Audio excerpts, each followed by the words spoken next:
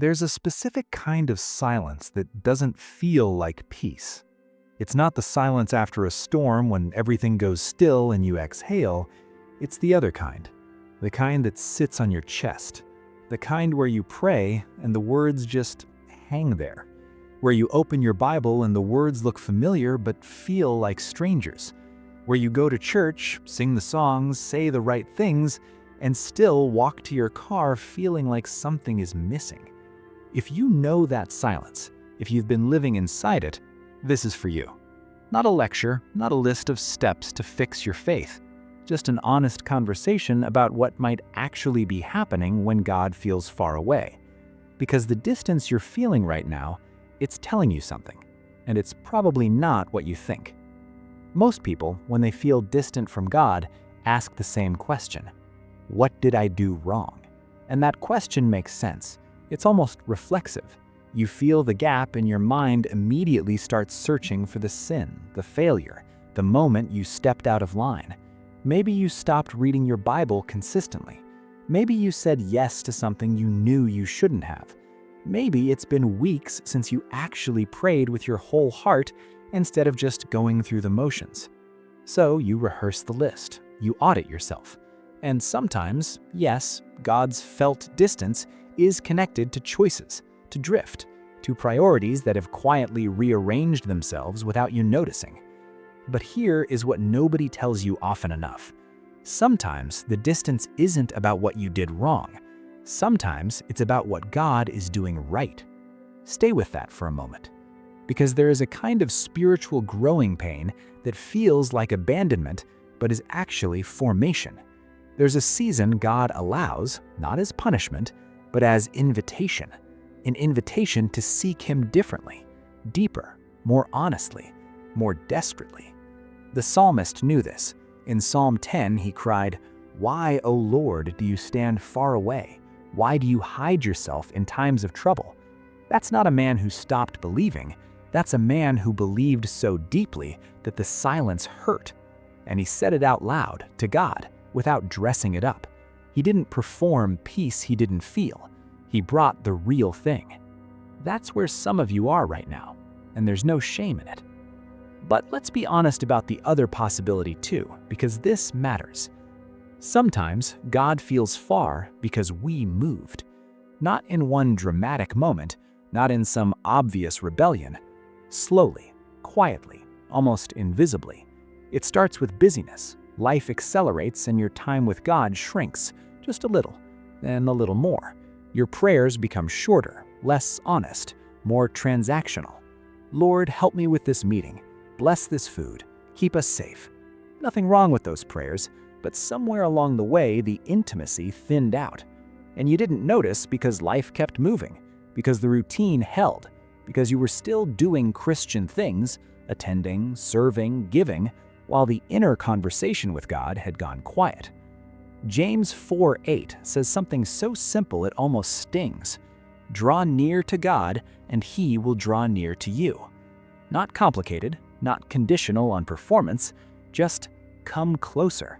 The question worth sitting with, gently, without condemnation, is this: have you been drawing near, or have you just been nearby? There's a difference between proximity and pursuit. You can stand in the same room as someone and still be miles away from them. Some of you have been in the room with God, going to the right places, saying the right things, but somewhere the pursuit quietly stopped. If that's you, and you feel it right now as you're listening, that recognition itself is grace. That's not guilt talking, that's God answering. There's something else though, something that doesn't get spoken about enough in Christian spaces. Some of you feel far from God, not because of sin and not because of drift, but because you are exhausted, deeply spiritually exhausted. You've been fighting so long, believing so long, holding on so long, and you are tired. And tired faith can misread its own condition. When you are depleted, God's presence doesn't disappear, but your capacity to feel it does. Your spiritual senses get numb under the weight of everything you've been carrying. Elijah knew this. After one of the greatest miracles in Israel, after fire fell from heaven, After he stood against hundreds of false prophets, Elijah collapsed under a tree and told God he was done. "It is enough," he said. "Take away my life." What did God do? He didn't rebuke him. He didn't preach at him. He let him sleep. Then he sent an angel to bring him food and water. "Arise and eat, for the journey is too great for you." God met exhaustion with bread, not a sermon. If you are bone tired right now, tired of fighting, tired of waiting, tired of hoping for things that haven't come, God is not standing far from you with arms crossed. He is not disappointed in your weariness. He sees it. He knows.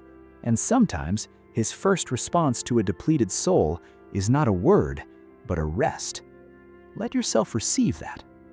Now, here's the part that might be the hardest to hear.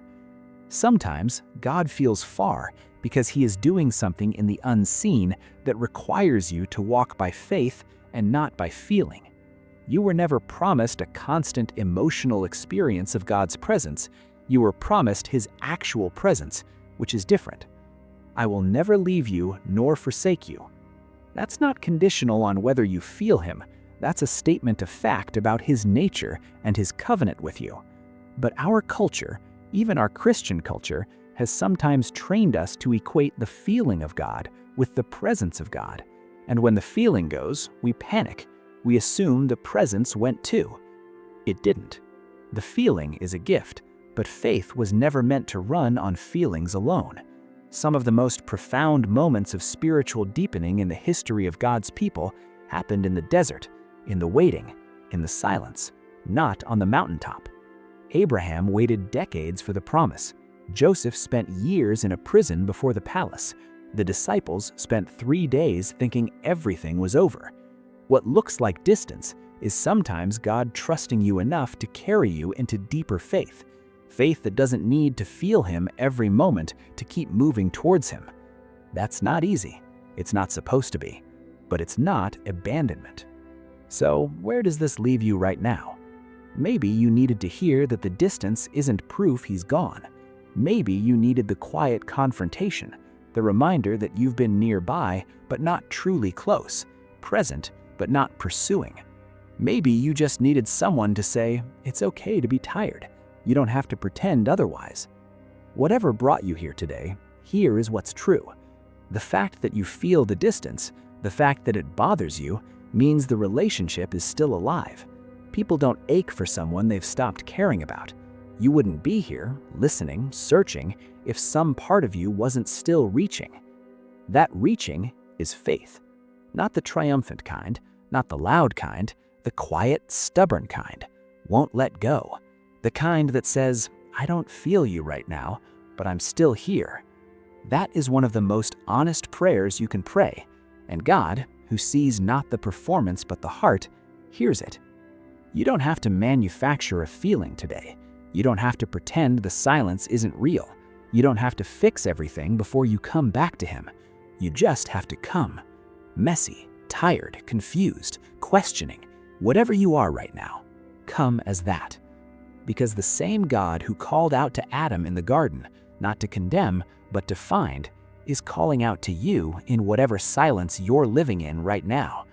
He is not far. He has not moved, but he is waiting, waiting for you to stop performing distance and start confessing it, waiting for the honest prayer instead of the polished one, waiting for you, not the version of you that has it all together, but the version that's standing here, quietly wondering if he still cares. He does. He always has. If this reached something you've been carrying quietly, drop a word in the comments, even just "still here." You don't have to explain it, just say it. There's something powerful about putting words to the things we've only felt. And if you know someone walking through a dry season right now, share this with them. Sometimes the right words find us at exactly the right moment.